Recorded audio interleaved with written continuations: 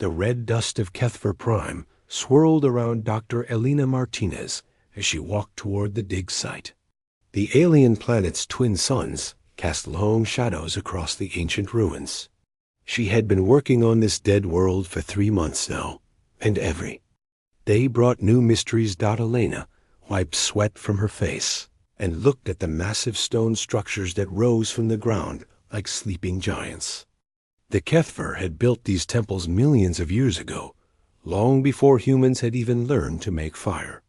Now the Kethvar were gone, and only their empty cities remained. "Dr. Martinez, you need to see this," called Jake Coleman from inside the main temple. Jake was the team's language expert, and he sounded excited. Elena hurried down the stone steps into the cool darkness of the temple. Her boots echoed in the empty halls. The walls were covered with strange symbols that looked like pictures mixed with writing. The Kethvar had been artists as well as builders. Jake stood in front of a wall that glowed with soft blue light. The symbols here were different from the others. They seemed to move and change as Elena watched them. "What is it?" she asked. "I think we found something big," Jake said. His voice was quiet, almost scared. "These symbols are much older than the rest. They're talking about something called the Great Prophecy." Elena moved closer to the wall. The blue light felt warm on her face. "Can you read it?" Jake nodded slowly. "Most of it." The Kethver were writing about the future, about a time when something terrible would come to destroy everything. He pointed to a group of symbols near the bottom. But they also wrote about hope, about beings who would come from far away to help. "What kind of beings?" "That's the strange part, Jake." Sighed. He touched one symbol that looked like a small circle with lines around it. They called them the children of the third world from a yellow star. They said these beings would be different from everyone else. Elena felt a chill run down her back. Earth was the third planet from the sun, and the sun was a yellow star. But that was impossible. The Kethver had died out millions of years before humans existed. "There's more," Jake said. He moved to another part of the wall. "The prophecy says these beings will come when the galaxy faces its darkest time, when the old enemy returns from the spaces between the stars." Old enemy? Something called the Devourers. The symbols show them as creatures made of darkness and hunger. They eat whole worlds and leave nothing behind. Elena studied the glowing symbols. Some of them showed planets and stars. Others showed strange shapes that hurt to look at. What else does it say about these children of the third world? Jake was quiet for a long moment. Then he pointed to a symbol at the very center of the wall. It was different from all the others. It didn't look like Kethver writing at all. "This word here," he said, "it's not in their language. It's written in something much older, something that looks like it came from Earth." Elena's heart began to beat faster. "What does it say?" Jake looked at her with wide eyes. "Humanity." The words seemed to hang in the air between them. Elena felt like the temple was spinning around her. How could an alien race that died millions of years ago know about humans? How could they write about humanity in Earth's own ancient language? "Are you sure?" she asked. Jake nodded. "I've checked it 10 times. That symbol means humanity, but not just a word. It means the idea of being human, the spirit of it." Elena's radio crackled to life. The voice of Commander Lisa Brooks came through the static. "Dr. Martinez, we're picking up some strange readings from your location. Are you doing something different down there?" Elena looked at the glowing wall. The symbols seemed brighter now, as if they were responding to being read. "We found something important, Commander. You need to come down here." "On my way," Lisa said. "But Elena, we're also getting reports from the outer rim. Something big is happening out there. Energy signatures, unlike anything we've seen before." Elena felt cold despite the warm air in the temple. "What kind of energy signatures?" The kind that make our best scientists very nervous. We'll talk when I get down there. Jake was still staring at the wall. Elena, look at this part. He pointed to symbols near the top. The prophecy says the children of the third world will have something special. Something the HFY called the spark of impossible defiance. What does that mean? I think it means they never give up. Even when everything seems hopeless, they keep fighting. They do things that shouldn't be possible. Galena thought about human history, about all the times people had faced impossible odds, and somehow won. About explorers who sailed into unknown oceans and astronauts who flew to the moon. About soldiers who held their ground when retreat was the only logical choice. The HFY saw us coming, she said quietly. Millions of years ago, they knew. We would be here, Jake nodded. And they knew we would be needed.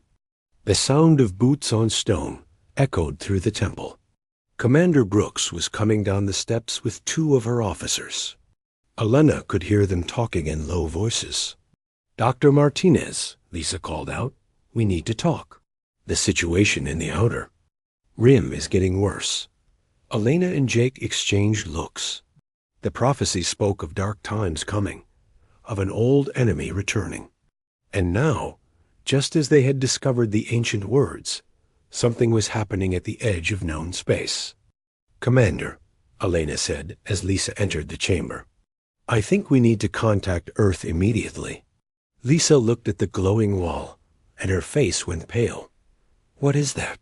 Proof that we're not alone, Elena said, and proof that someone knew. We were coming long before we knew ourselves. The symbols on the wall pulsed with blue light, as if the ancient prophecy was awakening after millions of years of sleep. In the distance, Elena could hear the wind howling across the dead planet's surface. But she no longer felt like they were alone on this empty world. The HFY had left them a message. A warning and a promise rolled into one. Humanity had been chosen for something important. Something that would determine the fate of the entire galaxy. Elena just hoped they would be ready when the time came.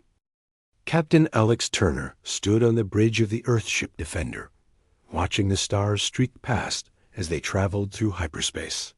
His fleet of 12 ships was humanity's largest deep space mission ever. They were heading to the Centauri system to establish a new colony. Alex had been in space for 15 years. But he still felt wonder every time he saw the galaxy spread out before him. Earth was a small blue dot far behind them now, but it would always be home. Captain called Lieutenant Amy Foster from her station. We're getting a priority message from Earth Command. Alex walked over to her console, put it on the main screen. Admiral Patricia Cole appeared on the screen. Her face was serious. More serious than Alex had ever seen it. Captain Turner, we need you to change course immediately. Something big is happening, and we need our best people out there. What kind of something, Admiral? 3 days ago, Dr. Elena Martinez made a discovery on HFY Prime. She found an ancient prophecy that mentions humanity by name. The prophecy warns about something called the Devourers returning to the galaxy. Alex felt his crew go silent behind him. The HFY were legends among space explorers. They had been the first race to travel between stars millions of years, before humans had even evolved. Their ruins were found on dozens of worlds, but no one had ever found writing that could be fully understood. How could they know about us, Admiral? We don't know. But that's not the worst part. At the same time Dr. Martinez found the prophecy, our deep space sensors detected massive energy signatures at the galaxy's edge. Something is coming, Alex. Something that's been asleep for a very long time. On the screen behind the Admiral, Alex could see star charts showing the outer rim of the galaxy. Red dots marked the locations of the energy signatures. There were dozens of them, all moving toward inhabited space. The Galactic Council is meeting an emergency session, Admiral Cole continued.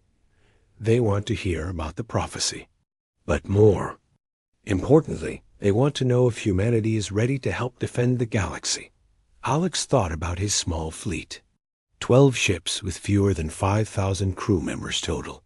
The alien races had millions of ships and technology that was centuries ahead of anything humans had built. Admiral, with respect, what can we do that they can't? That's what we need to find out. The prophecy says humanity has something special, something called the spark of impossible defiance. The alien races want to know what that means. Lieutenant Foster looked up from her console. Captain, the energy signatures are getting stronger. Whatever's out there, it's moving fast. Alex made his decision. Change course for the Nexus system. We'll meet with the Galactic Council. He turned back to the screen. Admiral, do we have any idea what these devourers actually are? Dr. Martinez is still working on translating the prophecy. But from what she's found so far, they're not just another hostile race. They're something much worse. They don't just conquer worlds, Alex. They consume them. They leave nothing behind but empty space. The connection ended, leaving Alex alone with his thoughts. He had joined the space program to explore new worlds and meet new forms of life.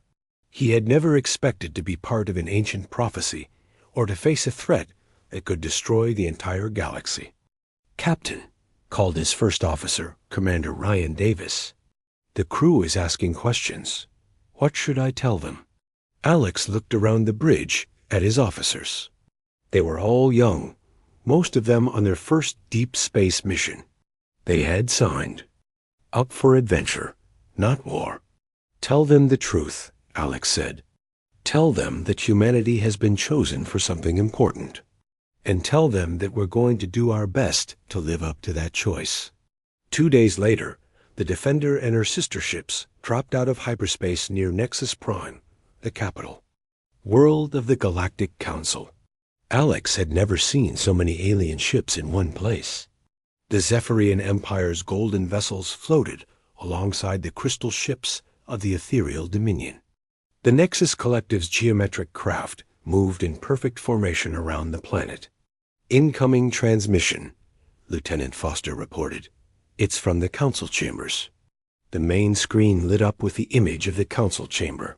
Representatives from dozens of races sat in a great circle. In the center, Dr. Elena Martinez stood next to a holographic display showing the Kethva prophecy. Captain Turner, came a voice from the chamber. It belonged to High Counselor Zara of the Zephyrian Empire. We welcome humanity to this emergency session. Dr. Martinez has been explaining the prophecy to us. Alex could see Elena on the screen. She looked tired but determined. Captain, I've been able to translate more of the prophecy. The Devourers aren't just returning. They're awakening.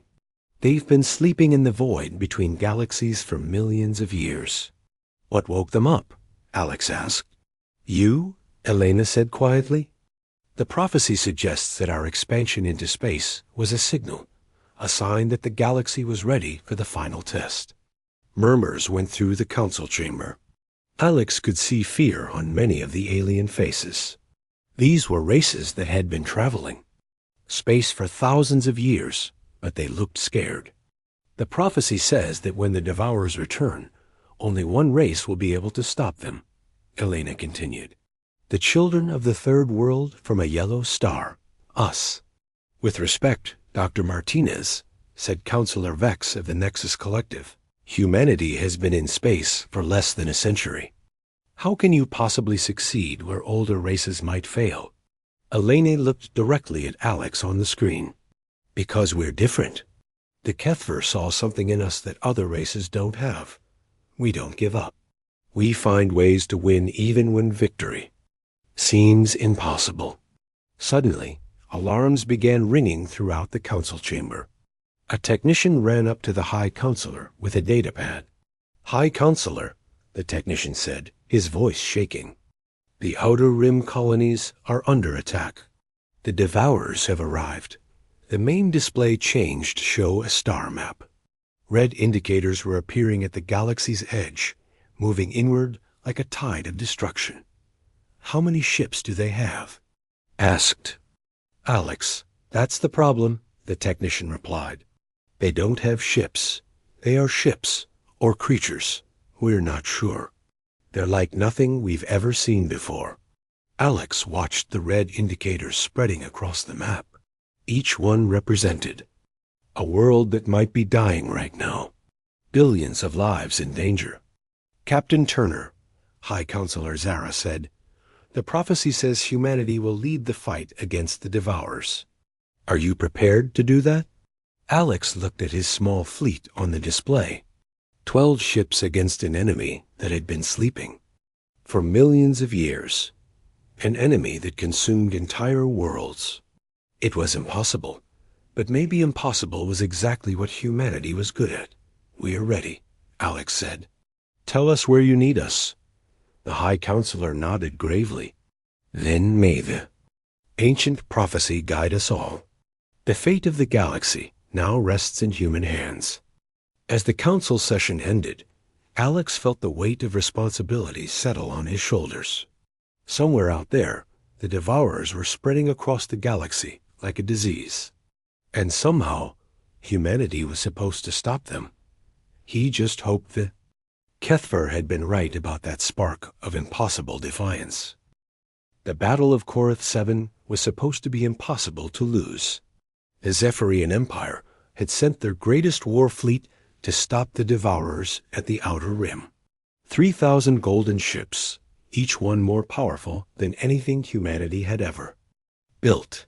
The Zephyrians had been fighting wars for 10,000 years. They knew how to win. Captain Alex Turner watched the battle from the bridge of the Defender.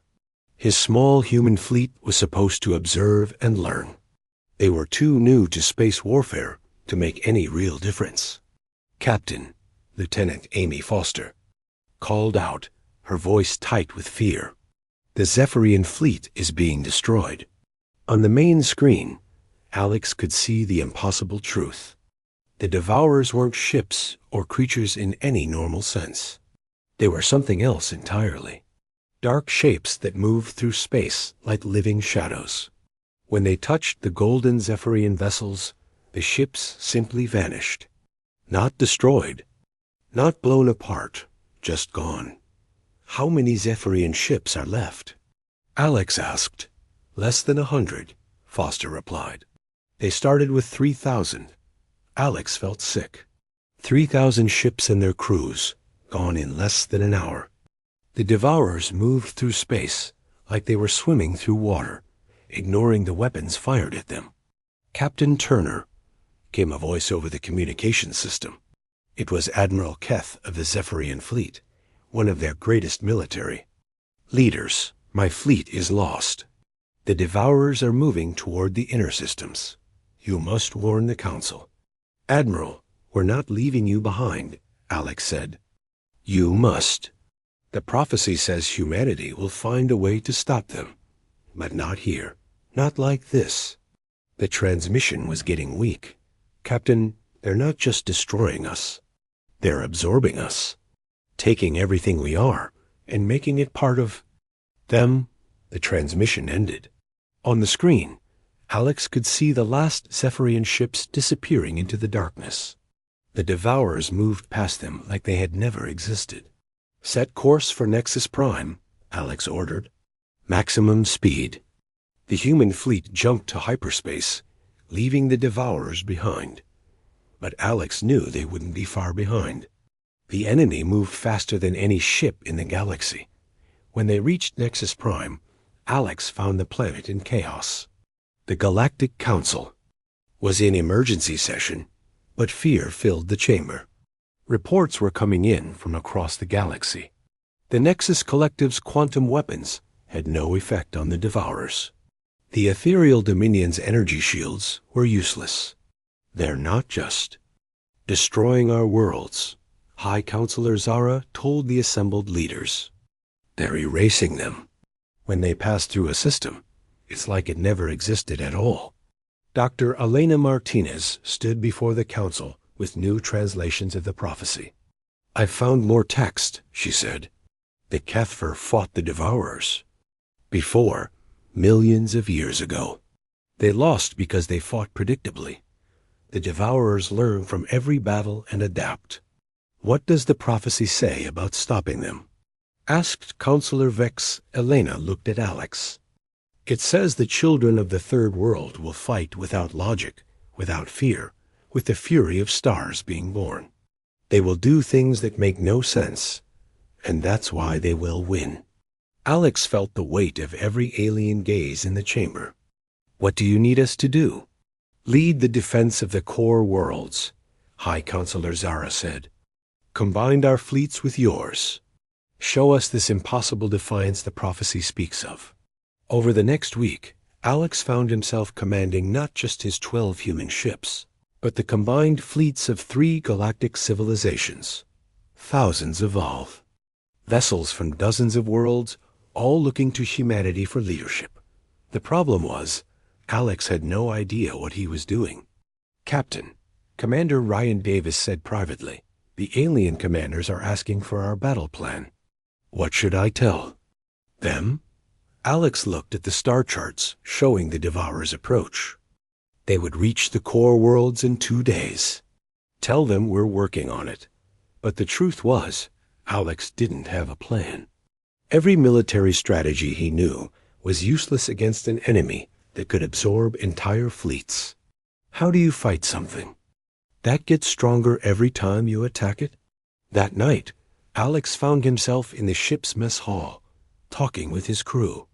Lieutenant Ben Parker, one of their fighter pilots, was describing a mission he'd flown during the evacuation of Korath 7. The strangest thing happened, Ben said. I was trying to rescue survivors from a transport ship. The Devourers were all around us, but I flew straight through them. My fighter should have been absorbed like everything else. But nothing happened. What did you do differently? Alex asked. I wasn't thinking about fighting them. I was just trying to save people. I flew patterns that made no sense, took routes that were completely random. Maybe they couldn't predict what I was going to do. Alex felt something click in his mind. Ben, you might have just given us the key to beating them. The next morning, Alex called a meeting of all the fleet commanders. The alien leaders gathered. In the briefing room, their faces grave. I have a plan, Alex said, but you're not going to like it. Tell us, said Admiral Zeth of the Nexus Collective. We're going to fight them with chaos. No formations, no standard tactics, no predictable patterns. Every ship does something different. Every attack is random. The alien commanders looked at each other with confusion. Captain Turner, said General Corax of the Ethereal Dominion, that's not warfare. That's madness. Exactly, Alex said. The Devourers adapt to logical tactics. They learn from organized resistance, but they can't adapt to complete randomness. But how do we coordinate without communication? Asked Admiral Zeth. We don't. Every ship fights alone, but fights for everyone. No plans, no orders, just instinct and determination. The alien leaders were quiet for a long moment. Finally, High Counselor Zara spoke. This is what the prophecy meant by impossible defiance, fighting without logic. It's insane, said General Corax. Yes, Alex agreed, but it's our only chance. The Devourers arrived at the core worlds the next day. The combined fleet met them in the space between Nexus Prime and the nearby star. As Alex watched them approach, he felt the familiar fear that had haunted him since Korath 7. All ships, Alex said over the communication system. Remember, no formations, no patterns. Trust your instincts. Fight like humans. The battle began with chaos. Human ships dove and weaved through space in patterns that had no meaning.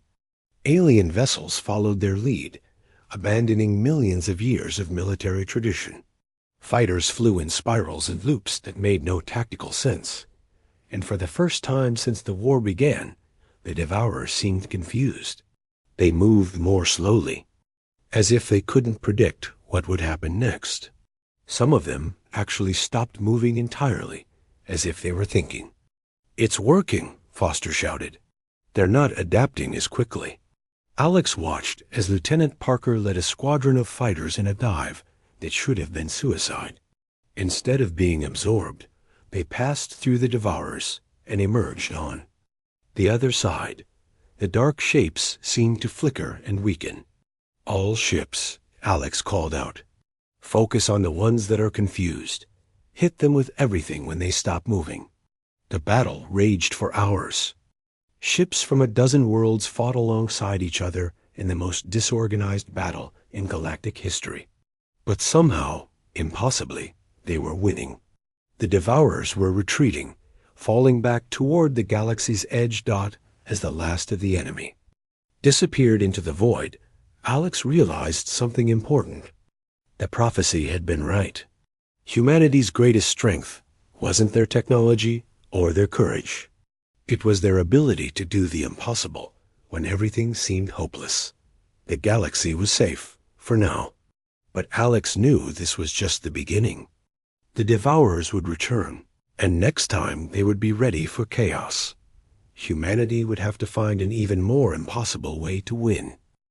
The victory at Nexus Prime had given the galaxy hope, but it didn't last long. The Devourers had retreated to the outer rim, but they were learning. Each time they attacked, they adapted to the chaos tactics that had worked before Captain Alex. Turner stood in the war room on Nexus Prime, looking at star charts that showed the galaxy's current state. Red zones marked areas where the Devourers had already consumed everything. Yellow zones showed worlds under attack. The green zones, the safe areas, were getting smaller every day. "They're not making the same mistakes," said Dr. Elena Martinez, who had become the military's chief advisor on Devourer tactics. "They're sending smaller groups now, testing our responses, learning how to predict our randomness." Alex nodded grimly. "How long do we have?" "Maybe 2 weeks before they launch. Another major attack. But this time, they'll be ready for anything we throw at them." The past month had been a nightmare. The combined fleets of the galaxy had won several battles using human-style chaos tactics, but each victory cost them more ships. The Devourers were getting better at adapting, while the galactic fleet was running out of vessels and crew. "There's something else," Elena said. She activated a holographic display showing the Kethfor prophecy. "I've been working with Dr. Jake Coleman on the final parts of the text. We found something that changes everything." Alex looked at the ancient symbols. Even after months of seeing them, they still made him feel uneasy. "What did you find?" "The prophecy isn't just about the Devourers returning. It's about why they exist in the first place." Elena touched a symbol that showed two figures facing each other. The Kethfor created them. "What?" "Millions of years ago, the Kethfor were the most advanced race in the galaxy. They had perfect technology, perfect society, perfect everything. But they wanted more. They wanted to become perfect themselves." Elena changed the display to show more symbols. They created the Devourers as a way to absorb knowledge and power from other races. The idea was to become the ultimate beings by consuming everything else. Alex felt sick, but it went wrong, very wrong. The Devourers consumed. The Kethfor too. But before they died, the Kethfor built a network of devices throughout the galaxy. Hidden technology that could stop the Devourers if the right people found it. Let me guess. The children of the third world from a yellow star. Exactly. The Kethfor knew that only a race that thought differently could use their network. A race that would never want to become perfect, because they understood that imperfection was their strength.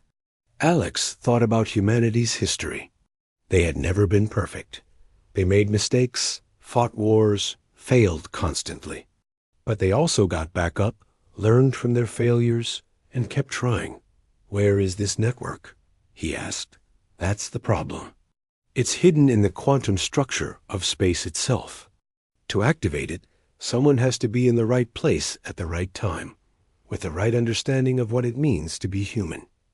And where is the right place? Elena's face was grave. The center of the galaxy, right next to the black hole. Alex stared at her. The galactic center was one of the most dangerous places in known space. A massive black hole there created gravitational fields that could tear apart any ship that got too close. No one had ever successfully flown to the center and returned. How many ships would we need to get there? That's just it. The prophecy says only one ship can make the journey. Too many ships would create interference with the network. It has to be a single vessel with a small crew. Alex already knew what he was going to say, but he asked anyway. What kind of crew? Humans. The network was designed to respond to human neural patterns, to the way we think and feel. Commander Ryan Davis had been listening from the doorway. Captain, you're not seriously considering this. I don't see that we have a choice, Alex said. How long would it take to reach the galactic center? 2 weeks at maximum speed, Elena replied. But that's assuming we can get past the Devourers. They're massing for another attack on the core worlds. Then we need a distraction. Something to keep them busy while we make the run to the center. Over the next 3 days, Alex worked with the galactic fleet commanders to plan the most desperate mission in military history. The entire combined fleet would attack the Devourers at the outer rim, drawing them away from the galactic center. Meanwhile, the Defender would make a high-speed run to the black hole. The plan was insane. The fleet would be outnumbered 10-2. 1. The Defender would be flying alone into the most dangerous region of space. The chances of success were almost zero. This is what the prophecy meant by impossible defiance. Alex told his crew on the night before the mission, "We're going to do something that can't be done." Lieutenant Amy Foster looked up from her console. "Captain, I've run the calculations 12 times. The gravitational forces near the galactic center will tear the ship apart. Then we'll have to be tougher than physics," Alex said. "Any other concerns?"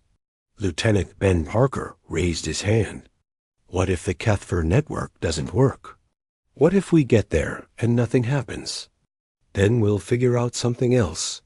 That's what humans do." The crew was quiet for a moment. Then Parker grinned. "Well, if we're going to die, at least we'll die doing something no one else has ever done." The next morning, the combined galactic fleet launched their attack on the Devourers. Alex watched from the bridge as thousands of ships jumped to hyperspace, heading for what would probably be their final battle. "All fleets report ready," Commander Davis said. "They're drawing the Devourers away from the inner systems. Take US to hyperspace," Alex ordered. "Course for the galactic center." The Defender jumped to hyperspace, leaving the safety of the core worlds behind. They were alone now, racing through the void toward the galaxy's heart. As they traveled, Elena continued working on the prophecy. "I found something else," she said. "The network doesn't just stop the Devourers. It can heal the damage they've done, restore the worlds and people they've consumed. All of them? According to the prophecy, yes. But only if we can reach the center and activate the network before the Devourers consume too much of the galaxy." Alex looked at the star charts. The red zones were still growing. Billions of people were dying while they raced through hyperspace. Everything depended on reaching the galactic center in time. "Captain," Foster called out, "we're approaching the galactic center, dropping out of hyperspace in 10 seconds. Alex felt his heart racing. This was it. The moment that would decide the fate of the galaxy. The Defender dropped out of hyperspace, and Alex saw the galactic center for the first time. The massive black hole sat in the middle of a swirling disk of stars and gas. Space itself seemed to bend and twist around it. "Gravitational readings are off the charts," Foster reported. The ship's hull is already under stress. Take us in, Alex ordered. As close as we can get. The Defender flew toward the black hole, fighting against gravitational forces that tried to tear it apart. Alex could feel the ship groaning around him. Captain, Elena said, I'm detecting something. The network is responding to our presence.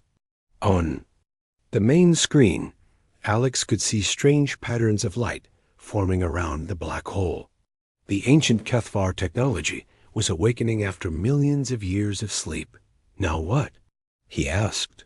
Elena looked at the prophecy one more time. Now we trust in the spark of impossible defiance. A network needs to know that we're really human, that we'll never give up, no matter what. Alex understood. The final test wasn't about technology or tactics. It was about being human in the face of the impossible dot. As the Defender flew into the heart of the galaxy, Alex felt the weight of humanity's future on his shoulders. Everything they were, everything they could become, depended on what happened next. The Defender shook violently as it flew closer to the galactic center. The black hole's gravity was trying to tear the ship apart, but Captain Alex Turner held steady at the controls. Around them, the ancient Kethvar network was coming alive, filling space with patterns of light that hurt to look at. Hull stress at 90%, Lieutenant Amy Foster called out. We can't take much more of this. The network is responding, Dr. Elena Martinez said from her station. But something's wrong. It's not activating properly. Alex looked at the swirling lights around them. The prophecy had said the network would respond to human neural patterns, but nothing was happening. What do we need to do? I don't know. Elena admitted. The prophecy just says to trust in the spark of impossible defiance. On the communication system, they could hear reports from the Galactic Fleet. The distraction attack was failing. The Devourers had adapted to the chaos tactics and were destroying the combined fleets. Soon they would turn their attention to the core worlds. Captain, Commander Ryan Davis said, we're running out of time. The fleet can't hold them much longer. Alex closed his eyes and thought about the past few months. Everything had started with the discovery of the prophecy. The Kethvar had seen something in humanity that made them different from other races. But what was it? Elena, he said, read me the part about the spark of impossible defiance again. Elena pulled up the prophecy on her display.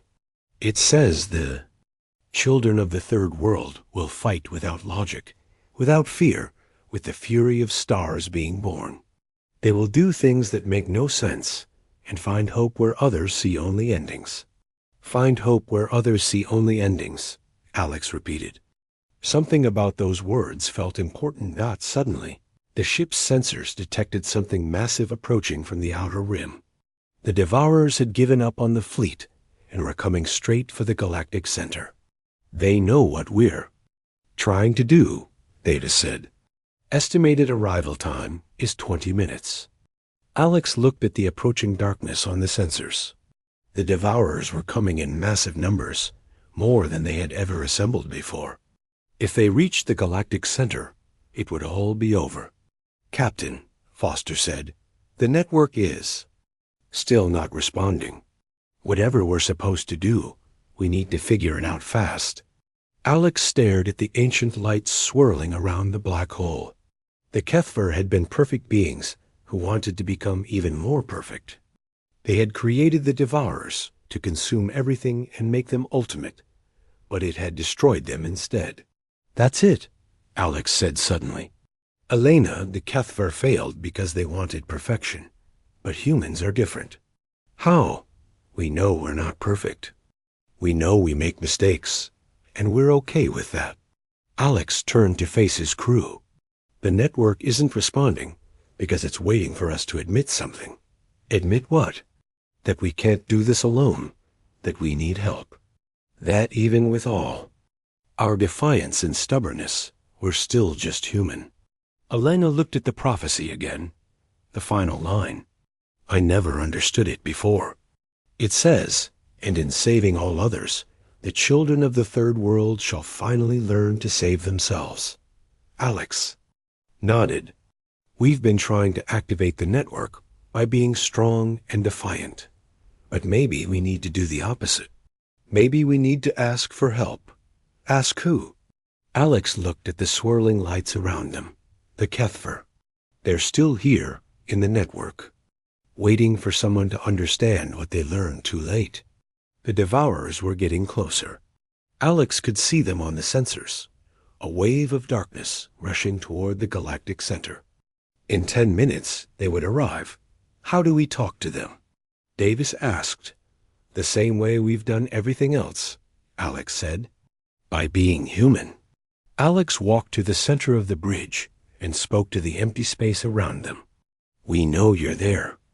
We know you created the Devourers and lost control of them. We know you built this network to stop them. The lights around the ship pulsed brighter. We're not here because we think we're perfect. We're here because we know we're not. We make mistakes. We fail. We get scared. But we keep trying anyway. The ship shook as the gravitational forces increased. The black hole was pulling them closer. We can't stop the Devourers alone. We need your help. We need the wisdom you gained when you realized that perfection was a trap. Suddenly, the lights around them began to change. Instead of random patterns, they started forming shapes, symbols, the same symbols from the prophecy. It's working, Elena said. The network is activating. But on the sensors, Alex could see the Devourers arriving at the galactic center. Dark shapes that moved through space like living nightmares. They were only minutes away. Captain Foster called out, "The Devourers are surrounding us. We're trapped." Alex watched as the enemy closed in. This was it. The moment when everything would be decided. The Defender was alone, surrounded by creatures that had consumed half the galaxy. Alex wasn't afraid anymore. He understood now what the prophecy meant. The spark of impossible defiance wasn't about fighting when you couldn't win. It was about having hope when there was no reason for hope. All hands, Alex said over the ship's communication system. This is your captain. We're about to face the Devourers in the heart of the galaxy. The odds are impossible. We have no chance of winning. He paused, looking at his crew on the bridge. They were scared, but they were ready. But that's never stopped us before. We're human. We do impossible things every day. We love people who don't love us back. We help strangers for no reason. We explore dangerous places just to see what's there. We never give up, even when giving up makes perfect sense. The Devourers were almost on them now. Alex could see their dark forms through the bridge windows. So let's show them what it means to be human. Let's show them the spark of impossible defiance. As the first Devourer reached the Defender, something incredible happened. The network didn't just activate. It exploded into life, sending waves of energy throughout the galaxy. But this wasn't a weapon. It was something much more powerful. It was understanding. The energy waves touched every Devourer in the galaxy. And suddenly they stopped moving. For the first time in millions of years, they remembered what they had been before they became consumers of worlds. Alex could see it happening through the ship's sensors. The Devourers weren't evil creatures. They were the corrupted remains of the Kethvar themselves, transformed by their own desire for perfection into beings that could never be satisfied. They're not attacking, Foster said in amazement. They're just floating there. Through the network, Alex could feel the pain and confusion of the Devourers. They had been trapped in an endless cycle of hunger, consuming everything but never finding the perfection they sought. What's happening to them? Davis asked. Elena was reading the network's output. They're remembering. The network is showing them what they used to be, what they could be again. Alex understood. This was the choice the prophecy had spoken of. Not just to stop the Devourers, but to save them. to offer them the one thing they had never been able to find, the peace that came from accepting imperfection.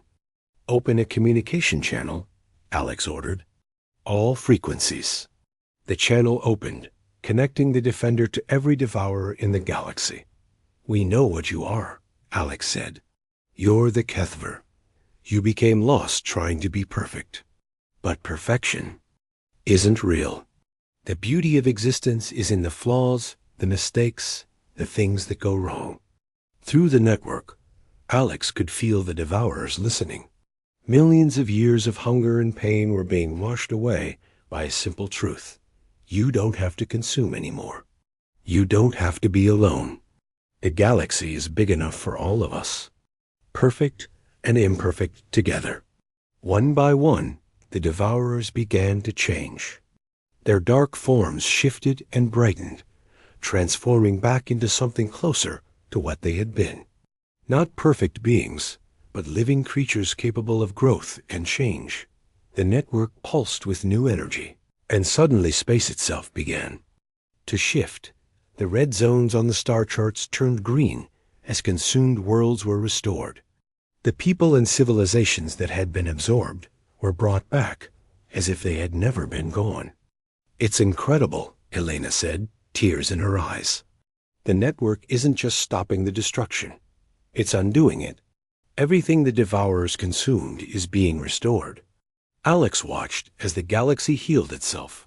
Worlds that had been empty for months were suddenly full of life again. The galactic council chambers on Nexus Prime filled with representatives who had thought they were dead. "Captain," came a voice over the communication system. It was High Counselor Zara. "The Zephyrian fleet is back.